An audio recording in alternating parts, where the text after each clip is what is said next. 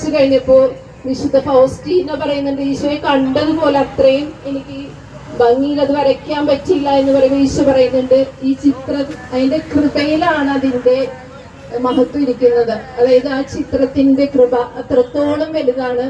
ഇതിലെ രണ്ട് പ്രകാശരശ്മികൾ സൂചിപ്പിക്കുന്ന പോലെ തന്നെ അത്രയും കൃപയുടെ ഒഴുക്ക് നമുക്ക് ലോകത്തിലോട്ട് ചൊരിയപ്പെടുന്നുണ്ട്. ഈ ചിത്രം എവിടെയെല്ലാം വഹിച്ചുകൊണ്ട് പോകുന്നു അവിടെയെല്ലാം ദൈവത്തിന്റെ കരുണ കടല് ഒഴുകുന്നുണ്ട് ഈ ലോകത്തിലോട്ട്. നമ്മൾ അറിഞ്ഞാലും അറിഞ്ഞില്ലെങ്കിലും ആ ഒരു ദൈവത്തിന്റെ കരുണയുടെ കൃപയുടെ കടല് ഈ ലോകത്തിലോട്ട് ചൊരിയുന്നുണ്ട്.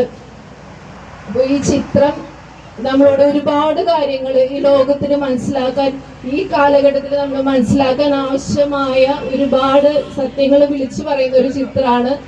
ഏതവസ്ഥയിലും നമ്മൾ ദൈവത്തിന്റെ പൂർണ്ണ ഹൃദയത്തോടെ ആശ്രയിക്കുമ്പോൾ നമുക്ക് വലിയൊരു സംരക്ഷണം, ഈശോയെ ഞാൻ അങ്ങിൽ ആശ്രയിക്കുന്നു എന്ന് പറയുന്ന വ്യക്തി എല്ലാ സംരക്ഷണവും ആശ്രയം ദൈവം നമുക്ക് തരും എന്നുള്ളതാണ്. അപ്പോ ഈ ചിത്രത്തിനെ നമ്മൾ വണങ്ങുമ്പോൾ, നമ്മൾ ഇത് പ്രദർശിപ്പിക്കുമ്പോൾ, നമ്മൾ എവിടെയെല്ലാം ഇത് സ്ഥാപിക്കുന്നു അതൊരിക്കലും നശിച്ചു പോകില്ല എന്ന് ഈശോ പറയുന്നുണ്ട്.